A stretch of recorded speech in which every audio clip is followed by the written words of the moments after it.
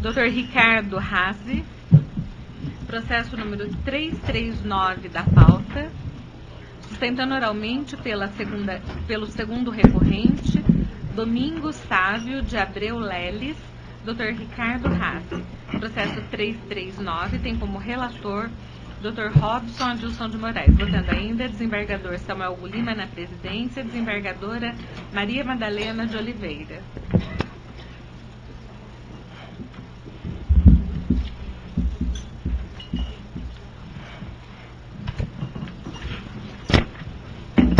Senador, por favor, leia o dispositivo. Pois não, senhor presidente.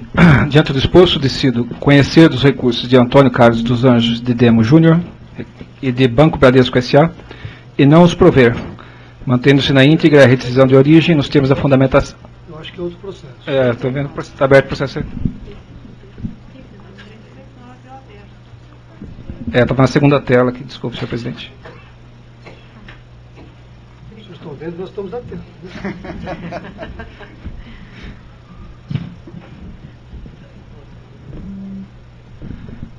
Tem duas telas aqui, aberta na outra. É de cima.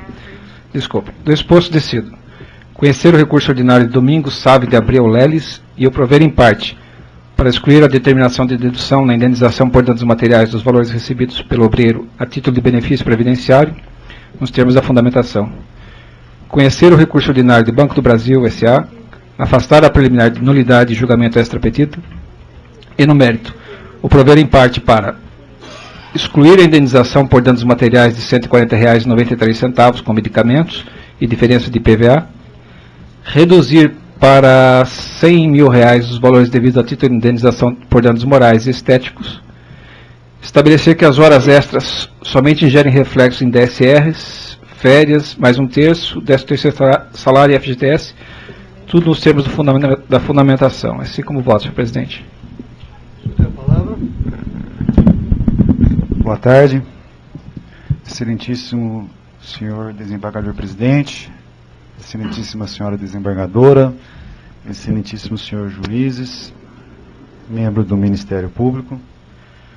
Bom, o objetivo meu de fazer aqui a sustentação oral é realmente leva em consideração a gravidade desse recurso, que é um reclamante que entrou numa empresa com 20 anos de idade, hoje tem mais de quase 40, foi o primeiro emprego, fez 4 cirurgias na coluna em razão do acidente de trabalho, que foi reconhecido,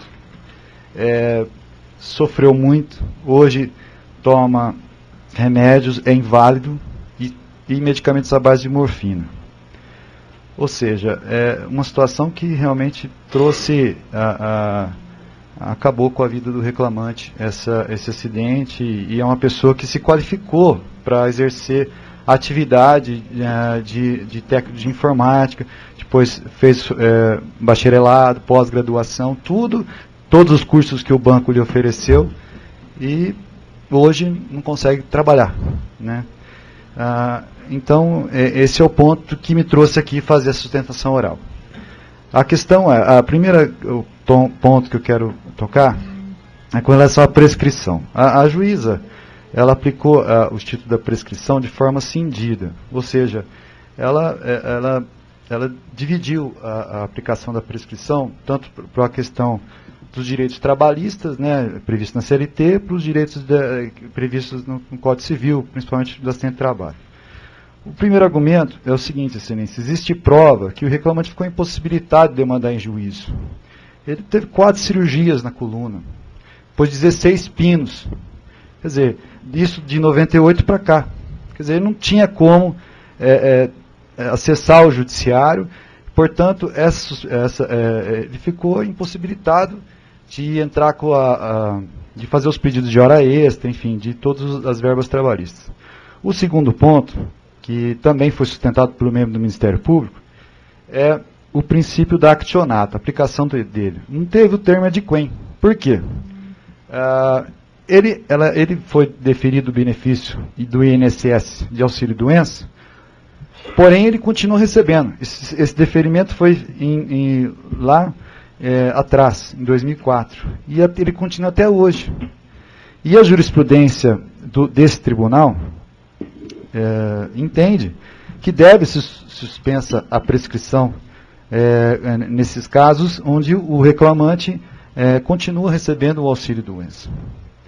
Então, eu acredito que esses pontos são importantes para rever o termo de prescrição com uma aplicação única, né, nesse caso, tanto para os direitos trabalhistas como para a questão do acidente de trabalho.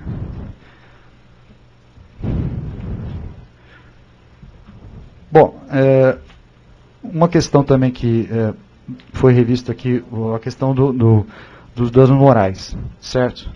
O nobre relator entendeu por bem dar provimento ao recurso da empresa. Data vênia, como já havia sustentado, é uma situação de enorme gravidade.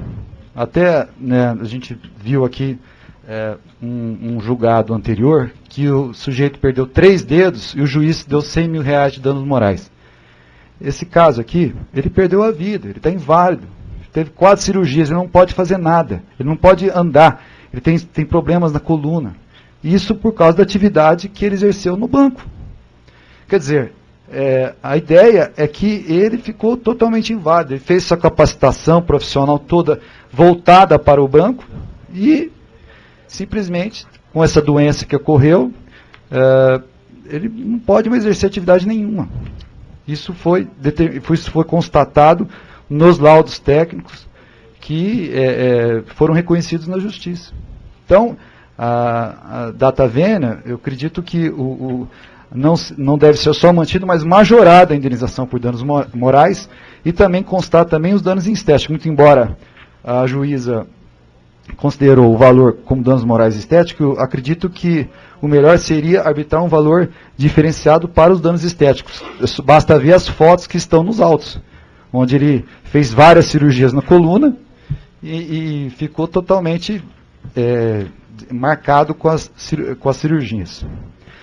Bom, outra questão que tem que ser revista é que na sentença constou a correção monetária da pensão com juros computados, né, e a correção monetária a partir do vencimento de cada parcela. Porém, Excelência, lastreado na doutrina de Sebastião Geraldo de Oliveira, o melhor critério seria os planos de cargos e salários, ou seja, os critérios de promoção, os critérios de antiguidade, os critérios de própria evolução salarial do trabalhador, que atende mais à realidade, e não os juros e correção monetária.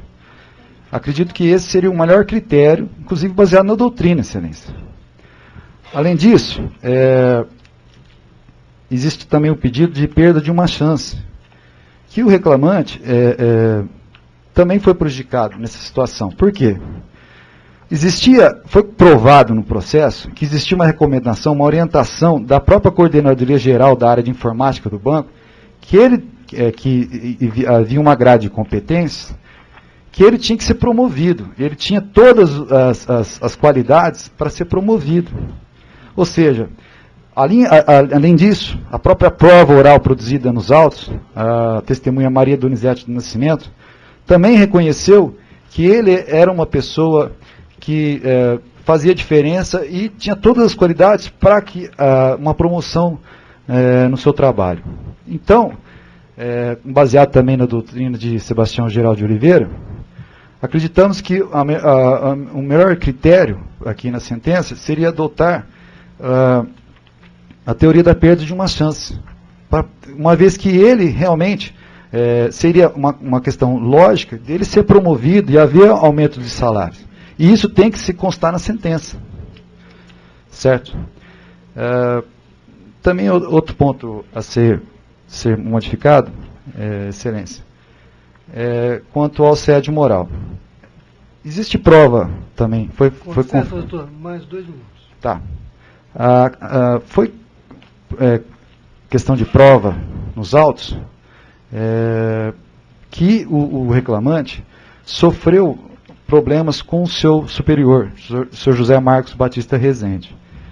Isso com a prova oral, com os documentos, enfim, ficou constatado que ele realmente foi obstado a sua carreira na empresa pelo seu superior hierárquico.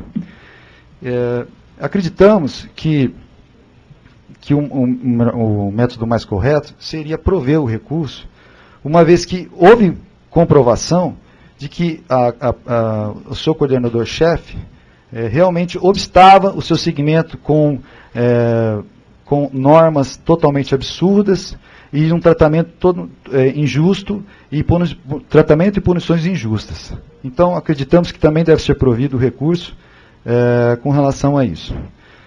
Um último ponto, Excelência, é que também foi pedido benefícios convencionais, o PLR, auxílio-refeição e auxílio-cesta alimentação e 13ª cesta alimentação. A juíza entendeu como verba indenizatória. Porém, a súmula 241 do TST determina que o vale-refeição fornecido por força de contrato de trabalho tem caráter salarial, integrando a remuneração do empregado para todos os efeitos legais. Então, pedimos também, Excelência, que seja provido recurso para que esses direitos sejam integrados à indenização. Tá? É somente, Excelência. Obrigado. Muito obrigado. Senhor relator, o senhor pretende resumir ou não é necessário? Senhor presidente, diante da sustentação oral, há uma divergência, parece também, de Vossa Excelência, desembargadora Madalena. Então eu queria adiar o processo para melhor análise. Deixa eu voltar primeiro, conforme for, a gente coloca a discussão em questão preliminar. Ok. Aí não tem para o senhor ficar analisando todos os... Tem a questão da indenização, né? Dano moral e a perícia em si, né? Então, só antecipando meu voto, nesse caso aqui, o laudo foi feito por fisioterapeuta. E esta Câmara já entendeu o seguinte, que a perícia realizada por fisioterapeuta é válida desde que respeitada a competência e o conhecimento técnico e profissional. Nesses termos, o fisioterapeuta não pode estabelecer nexo causal, bem como formular diagnóstico clínico, atos exclusivamente médicos. Nesse caso, aqui eu examinei o processo hoje de manhã, aliás, um processo bem volumoso. O perito, as folhas 3051, o fisioterapeuta, reconheceu nexo causal em relação à neuropatia do nervo ulnar esquerdo. Então, data vênia, eu entendo que essa é uma atividade típica de médico. Eu confesso que, depois de ler o laudo, ler o processo, eu fiquei com sofrimento de anular esse processo por conta desse laudo. Mas aí eu fui examinar como é que o TST está decidindo. O TST também está nesse mesmo caminho, ou seja, fisioterapeuta não pode declarar nexo causal. Então não adianta nada nós proferimos uma sentença aqui e depois será anulada no TST. Então, data vênia, no juízo relator, eu acolho a preliminar arguida pelo banco para determinar a anulação do processo, a fim de que seja elaborado o laudo médico, analisando inclusive os dados constantes do laudo do fisioterapeuta. É como eu voto. Como é que vota a desembargadora Madalena? Eu acompanho as divergências de Vossa Excelência com relação ao preliminar, pela volta dos autos da origem para a nova perícia. É triste fazer isso. Sim, sem a menor sombra de né? dúvida. Mas acho que é mais triste ainda ir até esperar chegar até o TST e voltar e começar tudo de zero. Então, como Vossa Excelência ficou vencido, é questão preliminar. Perfeito?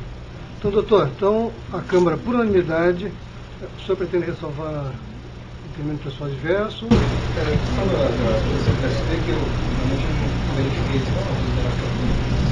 Se quiser ressalvar, não é problema nenhum. Não. Então, a Câmara, por unanimidade, anula o processo para que seja retornado à primeira instância, para que seja elaborado laudo médico.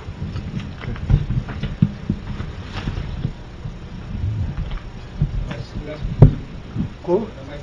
Isso. E aí ficando prejudicados demais questões.